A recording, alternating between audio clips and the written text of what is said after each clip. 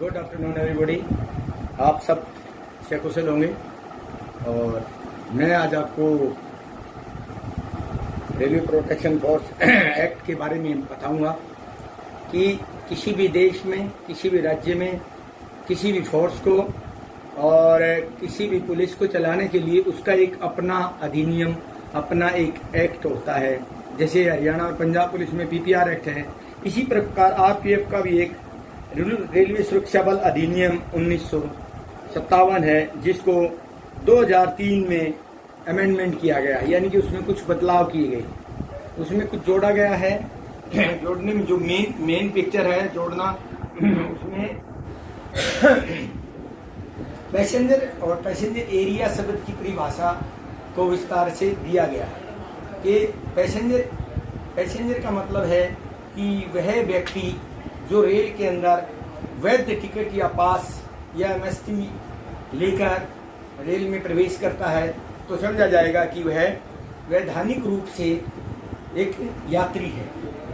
उसी प्रकार जिसकी यात्री तथा उसके सामान की सुरक्षा करने की जिम्मेदारी आरपीएफ को दी गई है, इसी प्रकार उसकी पैसेंजर एरिया को डिफाइंड किया गया। पैसेंजर एरिया में रेल है, रेल का डिब्बा है, प्लेटफार्म है, यार्ड है, या वह स्थान जो पैसेंजर के आने जाने के उपयोग में लाया जाता है। इसी प्रकार जैसे डेफिनेशंस दी गई हैं, बल है, बल क्या है? बल एक फोर्स जिसकी नियुक्ति सेक्शन 3 के मुताबिक हो रही है, की जाएगी, उसे बल कहते हैं। द डेफिनेशन अब ये सेक्शन 1 में दिया गया शॉर्ट टाइटल फोर्स का क्या है, दिस एक्ट का क्या है, यह अधिनियम, इस अधिनियम का शॉर्ट टाइटल क्या है? दिस एक्ट में be called railway protection force act amendment 2003।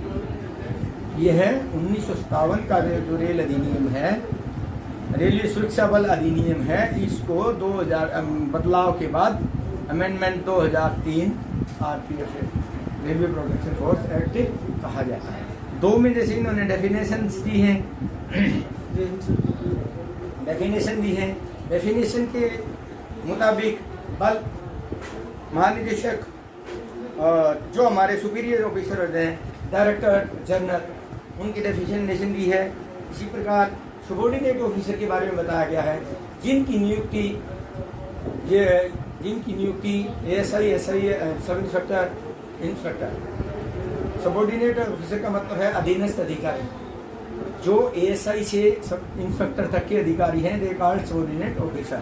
ये सबॉर्डिनेट ऑफिसर अधीनस्थ अधिकारी कहे जाएंगे। तो प्रवर अधिकारी, जिसमें पहले नायक भी आता था, अब नायक नहीं है, तो उसमें एक हेड कांस्टेबल ही है, जिसको प्रवर अधिकारी कहा जाएगा। उसके बाद फिर हमारे इसमें दिखाया गया है कि बल के सदस्य हैं वो व्यक्ति जिनकी नियुक्ति इस अधिनियम के तहत हुई है, they are called member of force. वो बल के सदस्य कहलाए जाएंगे। तो निर्धारित का अर्थ है निर्धारणा, तथा इसी प्रकार मैं आपको बताऊंगा कि इस बुक ये था सेक्शन 2, जिसमें डेफिनेशन यानी कि परिभाषाएं, वो परिभाषाएं मैंने आपको बताई है। इसी प्रकार मैं आपको बताऊंगा सेक्शन 3 का तात्पर्य है कि बल का गठन केंद्र सरकार द्वारा गठित संचालित संघ का सशस्त्र बल होगा, जो रेलवे संपत्ति की बेहतर सुरक्षा करेगा। रेलवे सुरक्षा बल कहलाएगा, सेक्शन 3। इसी प्रकार सेक्शन 4 में है कि इस RPF railway protection force act है, इसके सेक्शन 4 के तहत उच्च अधिकारियों की नियुक्ति इस फोर्स में की जाएगी। यानी कि उच्च अधिकारियों की नियुक्ति जो होगी वो इस अधिनियम के रेलवे प्रोटेक्शन फोर्स एक्ट के सेक्शन 4 के तहत की जाएगी। सही है? आ रहा है आप लोगों को समझ में आ रहा है ना?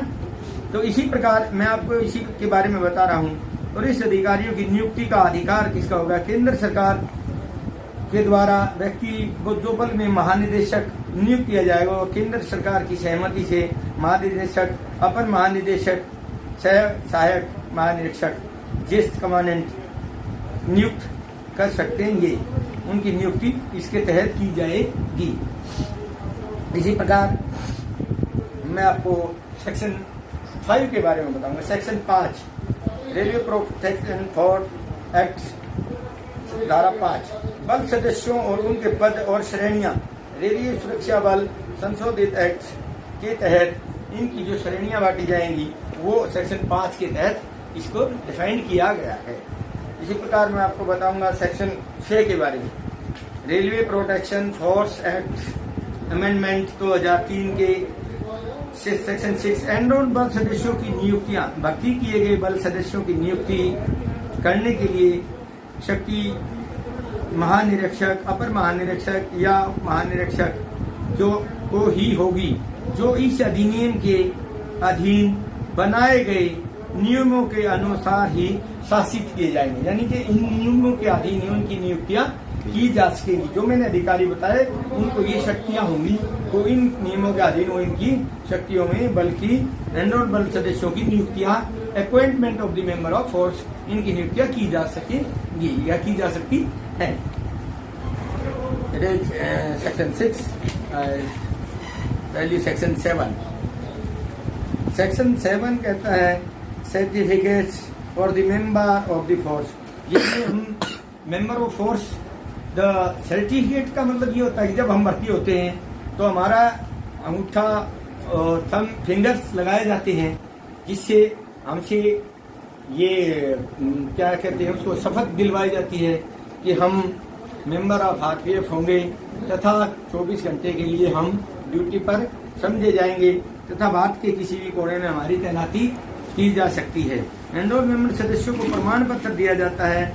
प्रमाण पत्र दिया जाता है महानिरीक्षक या अन्य वरिष्ठ के लिए दिया जाता है, जिसके कारण बल इस व्यक्ति के बल के सदस्य का अधिकार प्राप्त हो। यानी कि उसकी नियुक्ति होने के बाद में उस बल सदस्य को जो बल ने उसको अधिकार दिए हैं वो अधिकार उसके पास होंगे। नंबर 2 में जैसे दिया गया इसने प्रमाण पत्र में लिखा नाम व्यक्ति जो किसी के कारण से सदस्य न रहे हों प्रमाण पत्र प्रभाव सहित माना जाएगा। यानी कि प्रमाण पत्र 2 देते हैं जिसको हम अपॉइंटमेंट लेटर कहते हैं। अपॉइंटमेंट लेटर आपको कहता है कि आपकी नियुक्ति इस एक्ट के तहत आरपीएफ में की गई है। जो आप कार्य करेंगे वो रेलवे प्रोटेक्शन फोर्स एक्ट के अधीन रहकर ही कार्य करेंगे। उसकी शक्तियों को डिफाइंड किया गया है कि बल सदस्य की क्या शक्ति है। इसके बाद मैं आपको बता रहा हूं कि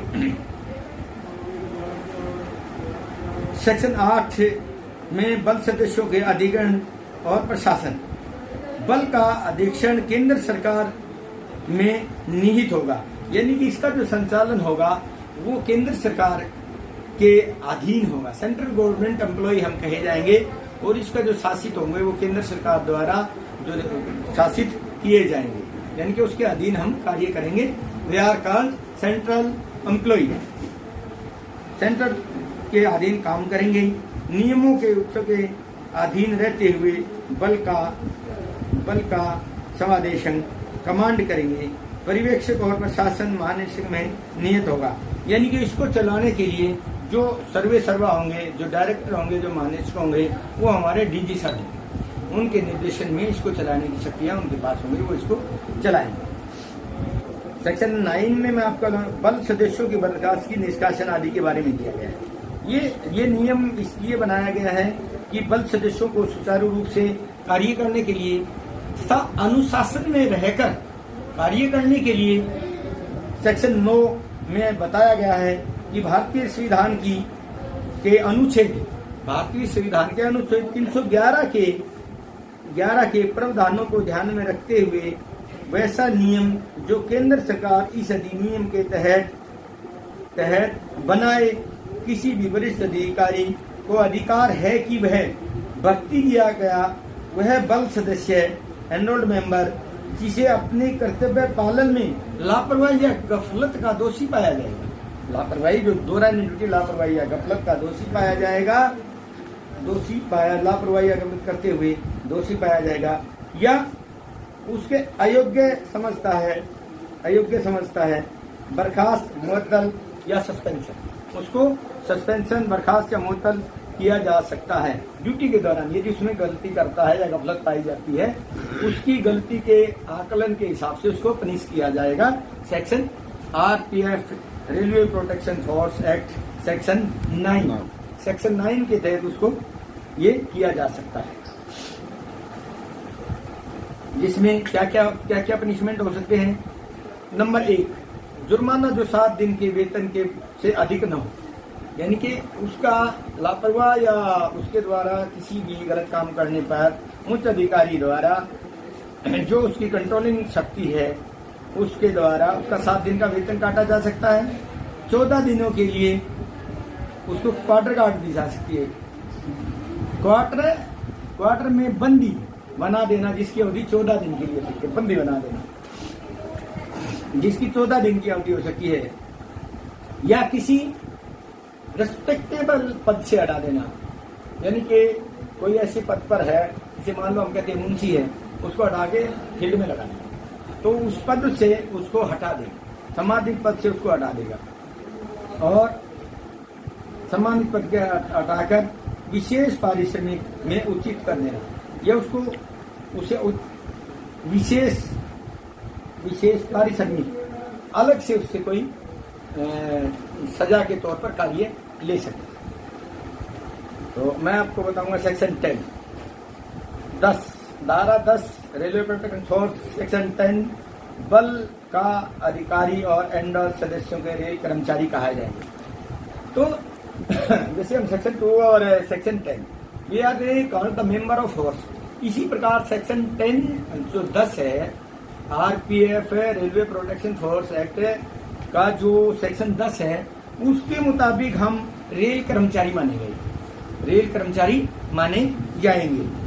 तो ये करें भारतीय बल का महानिदेशक और प्रत्येक एनरोल्ड बल सदस्य सभी परियोजनाओं में भारतीय रेल अधिनियम 1989 के तहत इन अधिकारों के लिए वह रेल कर्मचारी के अधिकारों का उपयोग लाने के लिए अधिकारी होंगे। द फैसिलिटी जो रेल कर्मचारियों को दी जाएगी वो फैसिलिटी आरपीएफ को भी दी जाएगी, जैसे मेडिकल है, क्वार्टर है, और आपका मेडिकल है, क्वार्टर है, पास की सुविधाएं हैं जो अन्य रेल कर्मचारियों को दी जाती है, वही सुविधाएं हमें रेल कर्मचारी इस सेक्शन के तहत होने के नाते सेक्शन 10 के वो सुविधाएं हमें भी प्रोवाइड करवाई जाएंगी, दी जाएंगी। इसलिए हम सेक्शन 10 के अधीन रहकर रेल कर्मचारी समझे जाएंगे। तो आज सेक्शन 11 के बारे में मैं अभी आपको बताऊंगा। Section 11 what is the duties of RPF. Section 11 clear कहता है यही बात, अगर मैं थोड़ा सा हटके बात करूं तो आरपीएफ रूल सेक्शन 41 में दिया गया है, जो आरपीएफ भारतीय क्या नाम है रेलवे प्रोटेक्शन फोर्स एक्ट में 11 में जो दी गई है ड्यूटी ऑफ आरपीएफ, यही आरपीएफ रूल 41 में दी गई है कि आरपीएफ की ड्यूटियां क्या क्या है। पहली ड्यूटी क्या हमारी, we are protect the railway protect, हम रेल संपत्ति की सुरक्षा बेहतर तरीके से करेंगे, रेल संपत्ति की सुरक्षा बेहतर तरीके से करेंगे। और दूसरा कि प्रत्येक बल सदस्य अपने सीनियर ऑफिसर का, वरिष्ठ अधिकारी का हम उचित आदेशों का पालन करेंगे। जो भी उनके अधिकारी ने हमें आदेश दिया है हम उसकी तत्परता दिखाते हुए उसकी पालना करेंगे, रेलवे संपत्ति की बेहतर सुरक्षा करेंगे तथा रेल संपत्ति यातायात में किसी भी प्रकार का कोई संकट आ गया, रेल के निरंतर चलने में किसी प्रकार का संकट आता, बाधा आती तो उसको दूर करवाएंगे। और चौथा आपको आता है कि कोई भी ऐसा कार्य जिससे रेलवे प्रॉपर्टी की और रेल संचालन में हम अपना और बेहतर कर सकें, विशेष अगर हम कर सकते हैं तो विशेष के लिए अगर हम विशेष करके और रेल के संचालन में अगर हम सहायक होते हैं तो एक्स्ट्रा हम कुछ ऐसा सोचें कि रेल के संचालन में बेहतर साबित हो, वो सेक्शन 11 में ये 4 चीजें की गई हैं। हम रेलवे में पैसेंजर है, उसका बूढ़ा है, बच्चा है, कोई महिला है, विकलांग कोचों में है, इनमें चढ़ाने में जैसे हम मदद करते हैं उनकी, और रेल का कार्य सुचारू रूप से चला रहे और यात्री को किसी भी प्रकार की कोई परेशानी ना हो, इस तरह का हम काम करेंगे जिससे रेल की जो छवि है, हम ऐसा काम करेंगे जो रेल की छवि है बाहर पब्लिक में एक ऐसा अनाउंस हो कि रेल एक बेहतर यातायात संसाधन है, ऐसा काम करेंगे। सेकेंडली, हम ऐसी परफॉर्मेंस देंगे, विकलांगों की मदद करेंगे, महिलाओं की मदद करेंगे, वृद्धों की मदद करेंगे या रेल कर्मचारी की मदद करेंगे, जिससे कि आरपीएफ की छवि में निरंतर निखार आए और बेहतर स्थिति हो। और आरपीएफ के लिए जो भी यात्री जाता है उसकी सामान की सुरक्षा, उसकी सुरक्षा और हम करें, ताकि आरपीएफ का जो नाम है वो इस तरह से बाहर आए, फर्स्ट पेज पे आए कि आरपीएफ रेल में बेहतर काम करती है, तथा हम यात्री को एक विश्वास उत्पन्न हो कि जो हम रेल में यात्रा कर रहे हैं कि हमारी यात्रा के लिए कोई है, आरपीएफ है जो 24 घंटे हमारी सुरक्षा के लिए तत्पर है। एक विश्वास बहाल करना हमारा उद्देश्य है और रेल को निरंतर ऊपर ले जाना, आरपीएफ की छवि को बनाए रखना, ये हमारा प्रयास है और यही हमारा लक्ष्य है कि हम बेहतर भविष्य के, रेल के बेहतर भविष्य के लिए और आरपीएफ के बेहतर भविष्य के लिए अच्छा काम करें, जिससे आरपीएफ का नाम रोशन हो और रेल की छवि बेहतर बने, तथा एक यात्रियों में एक विश्वास पनपे कि हाँ, रेल की यात्रा स्वच्छ है, सुरक्षित है और ईमानदारी से आरपीएफ काम करती है, जिसके प्रति हमारी एक जिम्मेदारी है और उस जिम्मेदारी का निर्वहन हम अच्छे से करें। इन्हीं शब्दों के साथ मैं आज विराम देता हूं। कल फिर मैं नए सिरे से आपको इसी एक्ट के धारा 12 से आगे पढ़ाना शुरू करूंगा। Thank you.